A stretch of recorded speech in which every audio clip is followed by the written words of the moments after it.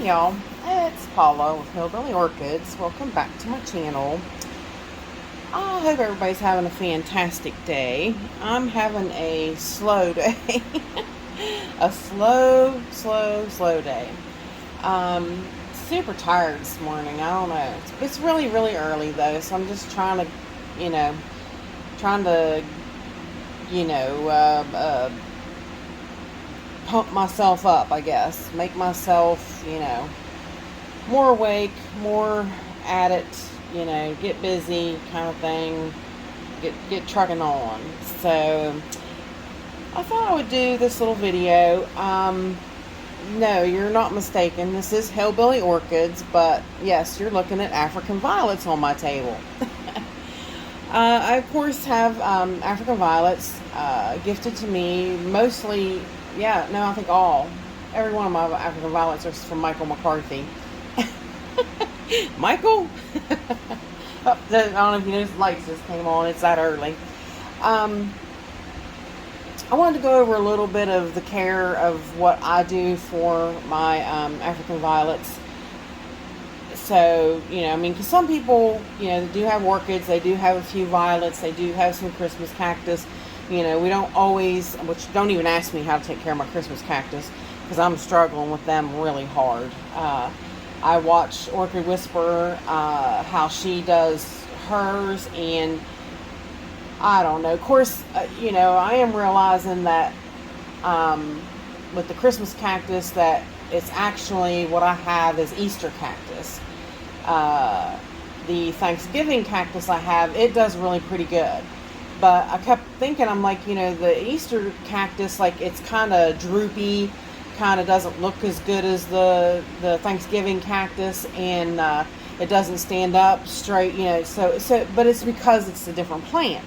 So I had to kind of, you know, get the grasp that there are different ones.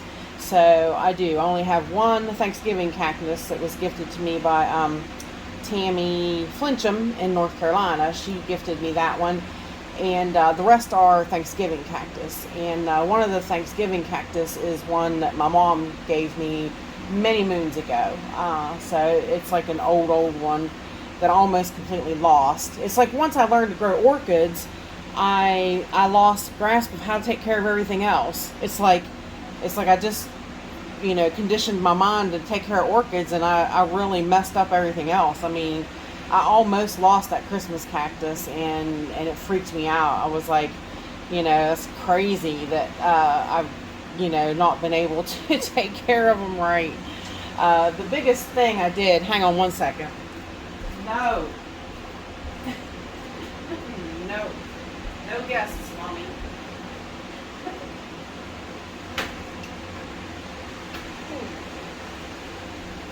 I apologize. Mommy Kitty was wanting to join the group this morning, and I'm like, no. Okay. The mistake I made with my Christmas cactus was I added a little bit of the coconut coir, the real fine stuff. I mixed that in the soil one time when I repotted. Huge, very huge mistake. No, don't do it. So yeah, that was kind of the downfall from there. So I've been trying to recover ever since. But basically, I wanted to go over a little bit of my African violet care, because they needed care, and I'm like, you know, you guys might want to talk about it a little bit too. Now this guy, he's kind of droopy, but as you can see, he's kind of a bigger plant, which I've repotted him already, but he stays, he's drinks a lot. This one drinks a lot, and I really, it's kind of hard to keep up with, you know, the fact of the amount of water that this thing wants to drink. So I keep trying to keep the reservoir filled so that it can, you know, uptake it from there, but I fill it up, and it seems like in no time quick it's gone before I can even realize that it needs filled again. So, but basically what I do is, like, see this droopy bad one here, which a lot of people, like, you can usually just reach in and probably pinch it off just like that, or you can take the scissors and get a hold of it. Now, the spent flower things, you're not going to be able to get those as easy with your fingers. So I just go in with my little snips and I snip them off.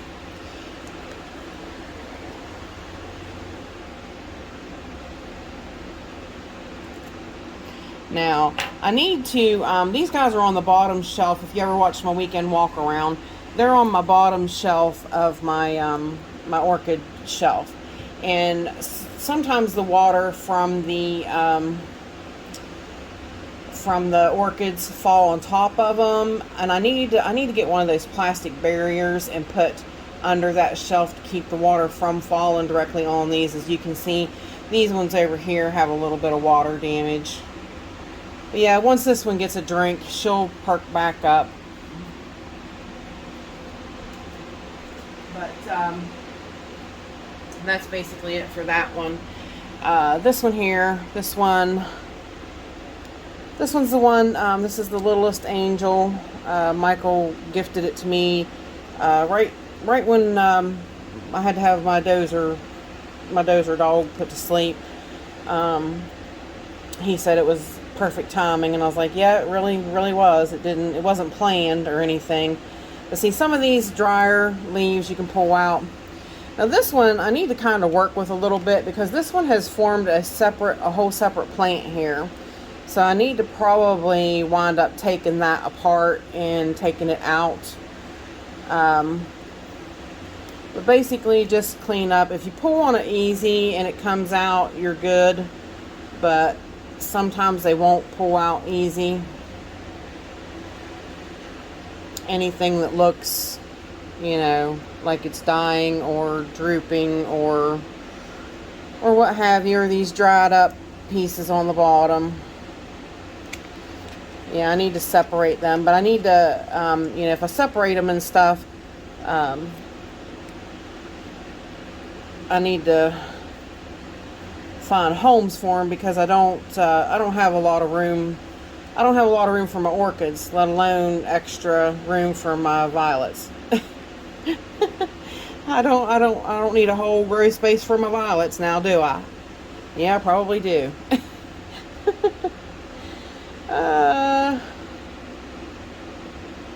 Looking there, that's a good bloom spike. That's a good bloom spike. That's a good bloom spike coming.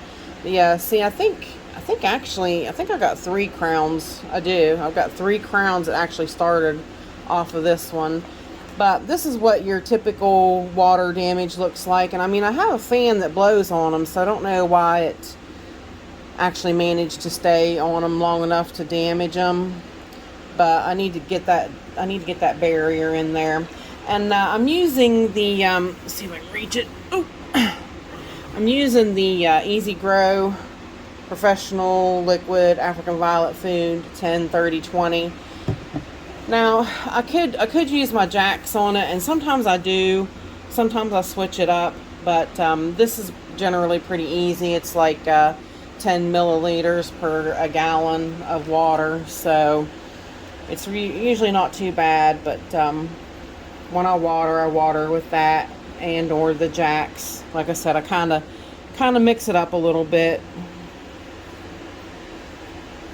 A lot of these came in kind of small, and they actually did, you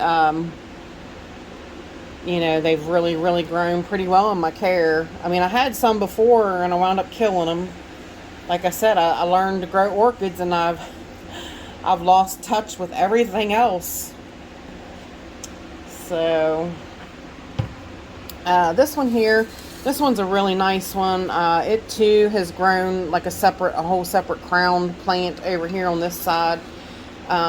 This one is the Birth of a Galaxy, and you see too, it's also gotten some water damage from being on, you know, being under there. That you know, the orchid water falls on top of it. Yeah, there's like a whole separate plant here. I'm gonna have to get these divided up. You can see how dry it is too. It stays pretty dry. This one's pretty well cleaned and pretty well decent, other than the water damage. I'm gonna try to do an actual Google page. You can do Google free pages, and start listing things on there, like separate plants or divisions that I have for sale. And I might start doing that on there, and kind of how like Kay Spencer does it.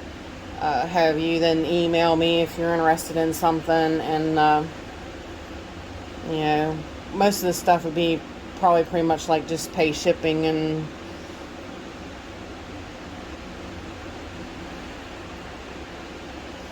because I mean, you can get like that one's got 3 plants in it, that one's got a plant in it, you know, they wind up just growing extra plants and crowns and stuff, and you can separate them and make more plants that way. This one here, this one's a real interesting one. This one, which is really funny. Michael was telling me that it came out pink, which sometimes they will revert back, I guess he said. So I thought that was really, really interesting. But this is Pink Birth of a Galaxy, and this is what her blooms came out to look like. But it's really funny that that one is that one too. So, but she's got a spent. Now this one's really tight, so you have to kind of watch where you're cutting and stuff.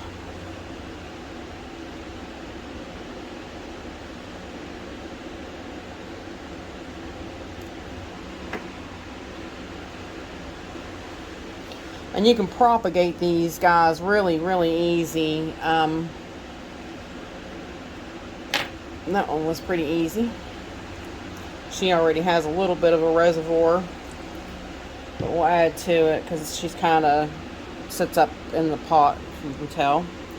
But basically, that's basically how I care for mine. But I'll show you. Let's zoom in just a little bit. We'll go down to the table, to the ugly scratched up table, and I'll show you whenever you propagate a leaf. I'll show you what you do. You take if I can find the camera and find where I'm at. All right. Too close. All right. Right there's the leaf. Okay. And what you do is that is your leaf that you're going to propagate. What you do is you take a knife, a very sharp knife, and you, let's see if I can do this where you guys can see. You take your blade at an angle and you cut your end of your, we'll focus on it. You cut your, come on, focus, honey. Focus, focus, focus. There it is, a little bit.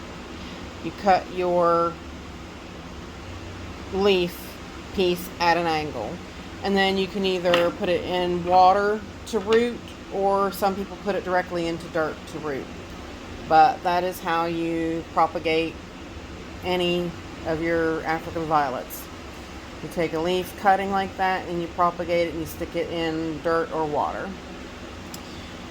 So, not too difficult, really. They're not hard to, zoom back out. They're not hard to work with. I enjoy my African violets, I really do.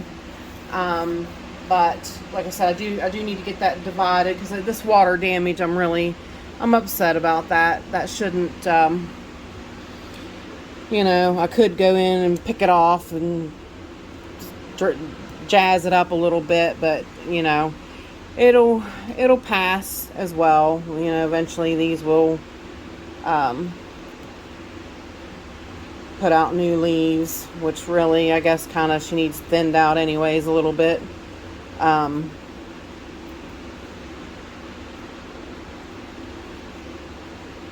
But this is basically how I care for them. And like I said, I thought I would go over it a little bit. It's not orchids, but you know, a lot of us have African violets as well. So, but with that said, I appreciate y'all stopping by and hanging out with me, and bye for now, y'all, till we meet again.